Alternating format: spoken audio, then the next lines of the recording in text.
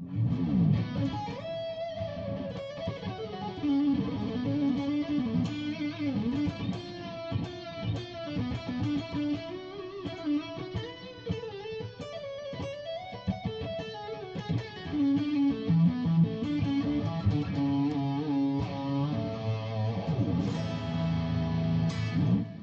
how you guys doing? Welcome to the new Lick of the Week.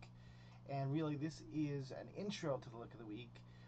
The Lick of the Week this week is a clip that Rockhouse did regarding my new DVD. As you guys know, it's out. So, really, I appreciate your support on this. So, guys, definitely check it out. I'm excited about it. There's a lot of stuff in this DVD. There's over 35 lessons, or there's, it's like something crazy like that. This sample is something that we chose. It's just it's about a little bit on vibrato and bending, but there's a lot of other stuff on there. But as you know, vibrato is one of the most important things about a player, I feel. So enjoy it. Please show your support.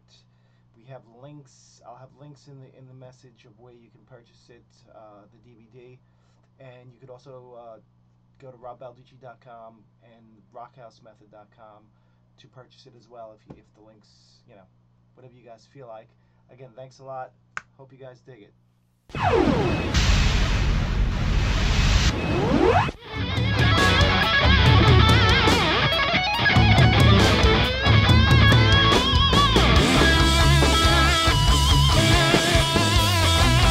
I mean, if you listen to his songs and his tone, so much of that tone is in his fingers.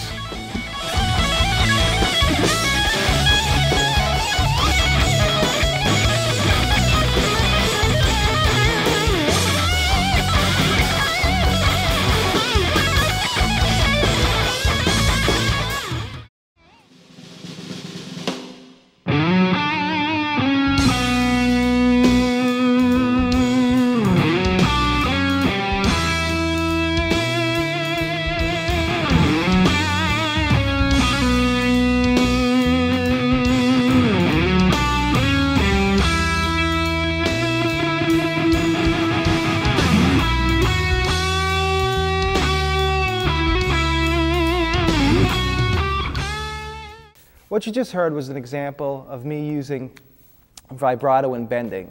And we're going to talk about vibrato first. And again, vibrato is one of the most important things I think about a guitar player, and what separates actually really great sounding guitar players from bad sounding guitar players. Because you could be playing fast, you could know your scales at 208 at 30-second notes. But if you can't hold a note and get some nice vibrato and some nice bends, it's not going to mean anything. You're going to play out of key. So it's a very important part of guitar playing. I actually think that, when we think of some of our favorite guitar players, I really think about their vibrato more than anything else. It's important that you keep your vibrato in timing to the song. So if you're playing a ballad, you're not going to want to go in there with some crazy,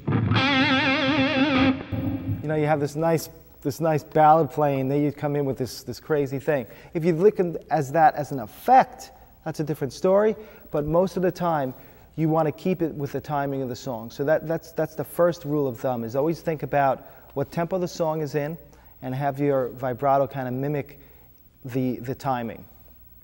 2 is you have to make sure that you stay intonated. So really what you're doing is you're pulling the note in and out of key, but you always got to remember to keep the constant, the note that's the original note. Make sure that you always return back to that note. That's a lot of problem that players have, is that they'll do some vibrato and they don't bring the note back to its original note, and it almost sounds like you're playing out of key. So the first simple thing we need to do is single note, unbent vibrato. And I'll just show you some examples.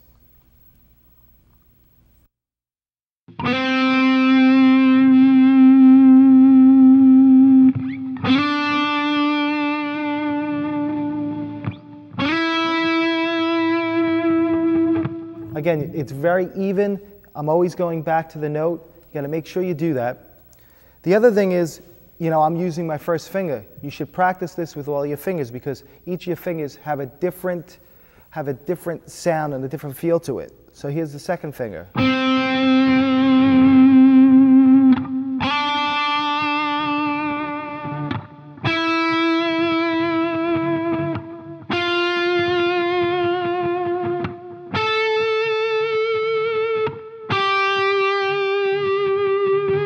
Again, it's very nice and soft. It's very even. You got to make sure you do that. Here's the third finger. Same thing.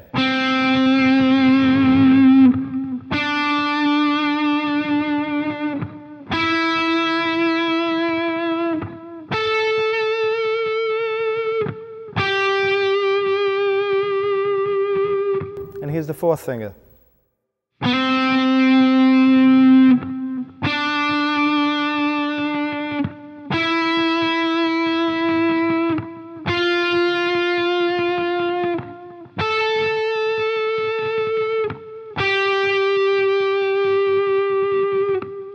Really what you're doing is you're making the note go sharp and flat, and it's coming back to the original tonal center. Most important thing to remember that is make sure you have the original note sounding so you don't sound out of tune. It sounds like an easy thing, but it's one of the most hardest things, I think, for everyone to grasp. And then again, you got to do this on all the strings because each string has a different tension. So that's something that else you should do. You should make sure you practice that kind of thing on each string. Here's an example. We'll just do something on the fourth string. But then again, you should do this on each string. Hey folks, this is Steve Vai. I'm going to let you in on a secret. Check out Rob Balducci's educational guitar DVD on the Rock House Method.